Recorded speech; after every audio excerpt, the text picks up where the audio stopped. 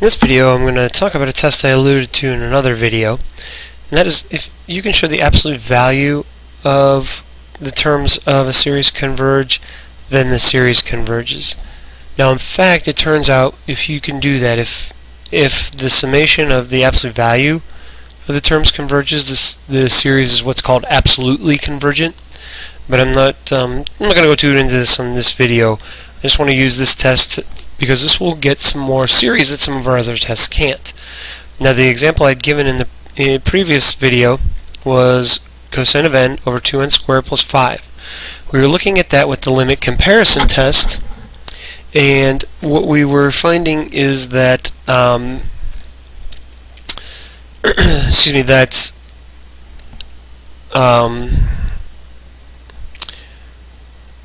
this wasn't going to work. It didn't qualify for the limit comparison test because all its terms were not positive. In fact, every so often it has negative terms again because it's oscillating. So we're going to take a look at that, and then we're also going to take a look, because it will work for some alternating series, not all of them. So we'll look at one where it works and one where it doesn't. So the first series we're going to look at with this test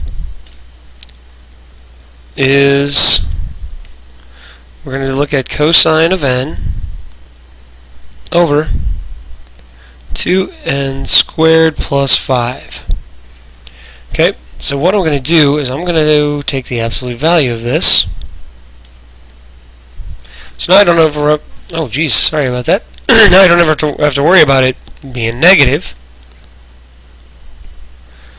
Now this series, I know, is less than or equal to 1 over 2n squared plus 5. Because cosine of n is less than or equal to 1, I don't have to worry about it being negative anymore. Basically, we're comparing it to this. So we're looking at the absolute value of this, which is less than or equal to 1 over 2n squared plus 5. So we have to decide if this converges or diverges. There's several different tests we can use. We can use a comparison test. I'm a big fan of the limit comparison test. I know that the series 1 over n squared converges. I always call it a p-series, but because it's of the form 1 over n to the p, where p is greater than 1. So this is a convergent series. So what I'm going to do is with the limit comparison test, I'm going to take the limit as n goes to infinity of 1 over 2n squared plus 5 over 1 over n squared. Remember, with the limit comparison test, it doesn't matter which one you pick on top. What's important in the limit comparison test is your choice of comparison. You want to choose something that you're going to be able to calculate the limit of. This I chose. This is the one I had to test. So I have the limit as n goes to infinity. I'm going to flip and multiply, so I end up with n squared over 2n squared plus 5. We have a rational function. You probably already know that the horizontal asymptote of this is 1/2, but let's use calculus to do this. I have an infinity over infinity case, so this is absolutely a candidate for L'Hopital's rule.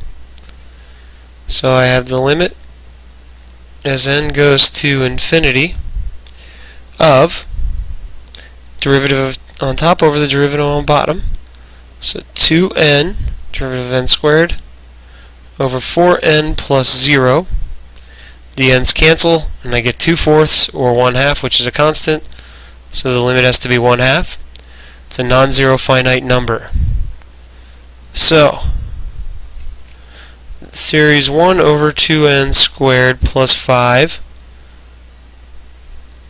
converges, I'm going to have a long conclusion here, so I might need some more room, by the limit comparison test.